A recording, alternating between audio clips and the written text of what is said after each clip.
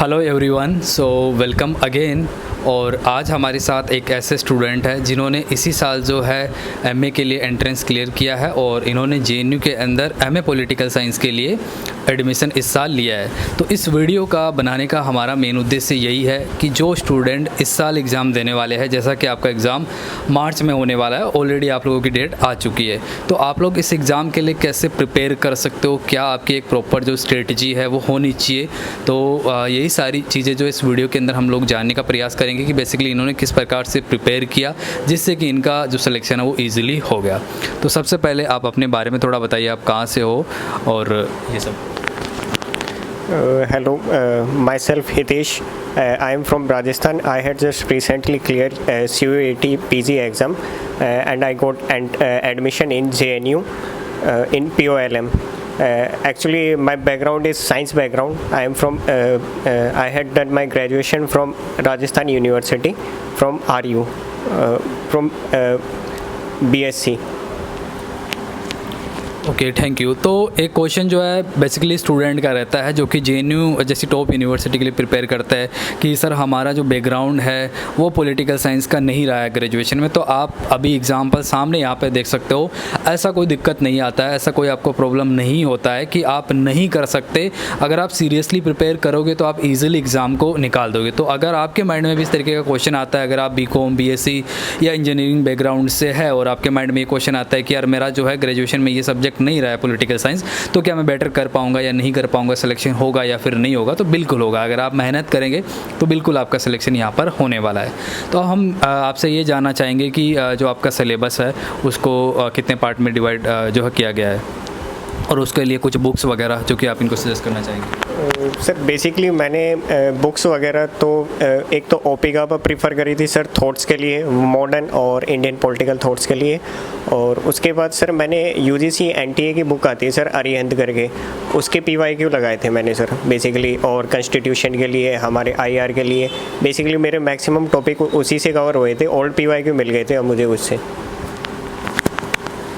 तो यहाँ से आपको ये क्वेश्चन भी एक और जो है वो क्लियर होना चाहिए कि आपको नेट के जो पेपर है वो लगाने ही होते हैं। हम भी आपको क्लासेस में ये चीज़ जो है स्टार्टिंग में ही बोलते हैं कि आपको नेट के जो पेपर है वो ज़रूर से सोल्व करने हैं। आप 2022 से लेकर 2022 तक के जो 12 से 22 तक के जो पेपर है वो यहाँ पर सोल्व कर सकते हैं। सो जो नेट के पेपर है वो काफ़ी जो है आप लोगों के लिए हेल्पफुल होते हैं। तो जो नेट के पेपर है वो आपको ज़रूर से यहाँ पर जो वो सोल्व करने चाहिए। अब आप थोड़ा सा डिटेल में थोड़ा मतलब बताइए कि जैसे अगर आप इंडियन पॉलिटिकल थॉट में जाए या फिर वेस्टर्न पॉलिटिकल थॉट में या फिर आईआर में, तो आप जैसे थोड़ा पहले ये बताइए कि ये आप इंडियन थिंकर के लिए लाइक कैसे प्रिपेयर किए, किस तरीके से डिटेल में आप थोड़ा उसको एक्सप्लेन करिए। सर बेसिकली इंडियन थिंकर्स के लिए तो मैक्सिमम मुझे कोचिंग के नोट्स काफ़ी थे और उसके बाद मैंने पीवाईक्यू लगाए थे। और सर वेस्टर्न के लिए भी मैक्सिमम वेस्टर्न बुक्स में ये होता था कि हमें ऑथर और ऑथर के साथ उनकी बुक्स को नाम याद करना रहता था और उनके मेन थॉट्स उनके क्या रहते हैं। तो उसके लिए मैंने क्या करा था, शॉर्ट नोट्स बना लिए थे। सर ने हमें जो नोट्स दिए थे उसके अलावा शॉर्ट में बनाने थे कि सारी बुक्स को एक जगह और सारे ऑथर्स को, क्योंकि काफ़ी है ना दिक्कत होती है कि अलग अलग बुक्स और थिंकर्स को याद रखना काफ़ी दिक्कत होती है। तो इसे प्रिसाइजली करने के लिए है ना एक ही जगह अकोमोडेट करना काफ़ी ज़रूरी रहता है इसे। हाँ, वो चीज़ तो खैर देखो क्लासेस में आपको मिलती है। अगर आप क्लास लाइक ज्वाइन कर रहे हो तो हमारा फुल्ली सपोर्ट जो है वो हर एक स्टूडेंट को रहता ही है जो भी क्लास के अंदर आ रहा है।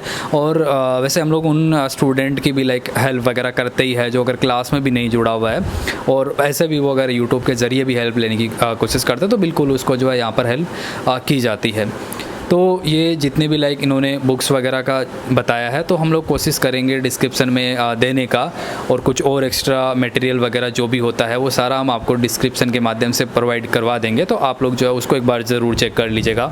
साथ ही साथ आप टेलीग्राम चैनल को ज़रूर ज्वाइन करें, लिंक हमने डिस्क्रिप्शन में उसका भी अवेलेबल कराया है। व्हाट्सअप चैनल को भी आप ज्वाइन कर सकते हो। ये चीज़ें फ्री ऑफ कॉस्ट है, इसके लिए कोई भी चार्ज यहाँ पर नहीं लगता है। तो जो भी फ्री ऑफ कॉस्ट मटेरियल आपको पहुँचाना होता है वो हम लोग पहुँचा सकते हैं। तो आप लोग जो है चैनल वगैरह को ज्वाइन कर सकते हैं जिनका लिंक हमने डिस्क्रिप्शन में यहाँ पर दे रखा है। अब थोड़ा और आप मुझे बताइए जेएनयू के बारे में। लाइक अभी आप आए हो तो कैसा आपको फील होता है? कई बार हम सुनते हैं ना कि लाइक जेएनयू ऐसे यूनिवर्सिटी है, ठीक है, यहाँ के बारे में ऐसा सुनने को मिलता है, वैसा सुनने को मिलता है, तो थोड़ा मतलब नेगेटिविटी आती है कई लोगों के माइंड में, अक्सर ये सुनने को मिलता है। तो आप उस पर क्या कहना चाहेंगे? जैसे अभी आप आए हो, ठीक है, अब आपको ऐसा फील हो रहा है क्या, मतलब आप बताना चाहोगे इसके बारे में? नहीं सर, जेएनयू एकेडमिक काफ़ी अच्छा जेएनयू है। इसका काफ़ी बड़ा कैंपस है और सब कुछ अच्छा है। जैसे हमें न्यूज़ चैनल्स में देखने को मिलता है, ऐसा बिल्कुल भी नहीं है। ये तो सिर्फ टॉप यूनिवर्सिटी है तो थोड़ा सा कहते हैं ना कि हवा बनाने के लिए थोड़ा बहुत तो करते ही है, पर ऐसा बिल्कुल भी नहीं है। इधर स्कोप है, काफ़ी पढ़ाई पे ही ज़्यादा ध्यान दिया जाता है। बेसिकली एकेडमिक प्रेशर ज़्यादा रहता है, अब भी काफ़ी रहता है इसे। तो बिल्कुल यही चीज़ है कि जेएनयू में एक्चुअली क्या है, आपको हर एक कैटेगरी का स्टूडेंट मिलेगा, हर स्टेट का, ऑलमोस्ट स्टेट का आपको जो है स्टूडेंट यहाँ पर मिल जाएगा। हर एक स्टूडेंट का एक अपना कल्चर यहाँ पे होता है।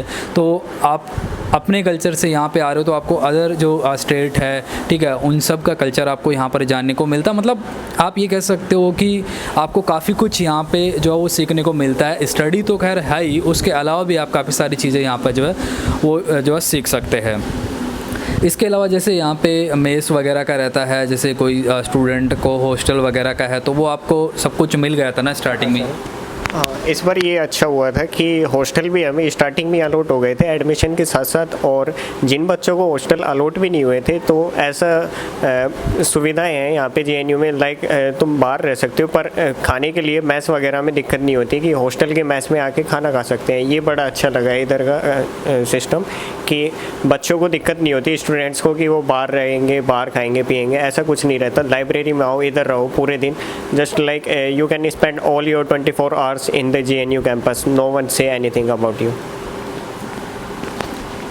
तो बिल्कुल ये जो सारी चीज़ें हैं, लाइक मैं भी अक्सर आपको बताता रहता हूँ कि अगर आप कहीं पे भी कहीं से भी किसी भी बैकग्राउंड से आ रहे हो, अगर आप वीक फैमिली से भी हो और अगर आप जेएनयू में आ रहे हो तो आपको कोई भी दिक्कत यहाँ पर नहीं होता है। आपको यहाँ पे अच्छा खाना मिल जाता है, हॉस्टल हर एक स्टूडेंट को मिल जाता है, ठीक है।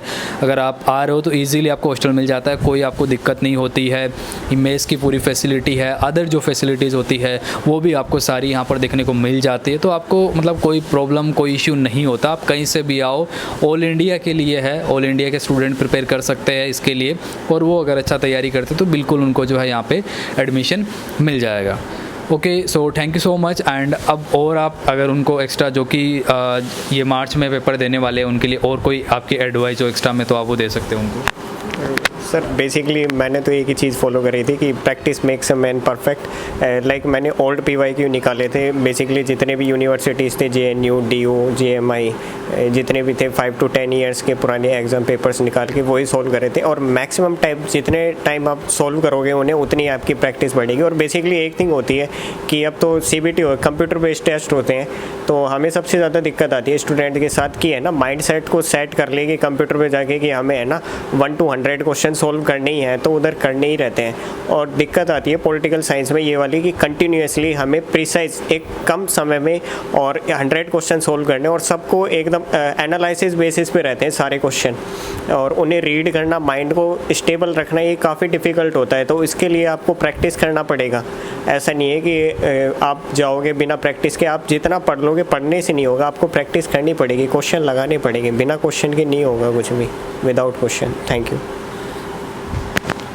तो यही सारी चीज़ें थी। आई होप कि ये जो इंटरव्यू है आप लोगों के लिए काफ़ी ज़्यादा यूज़फुल यहाँ पे रहने वाला है। तो जो इन्होंने लास्ट में पॉइंट कवर किया वो बिल्कुल उसको आपको ध्यान में रखना है कि जैसे प्रैक्टिस क्या होती है वो काफ़ी ज़्यादा इंपॉर्टेंट यहाँ पे होती है। अगर आप अच्छा भी कर रहे हो लेकिन प्रैक्टिस के तौर पे अगर आप अच्छा नहीं कर रहे हो तो फिर दिक्कत हो जाती है।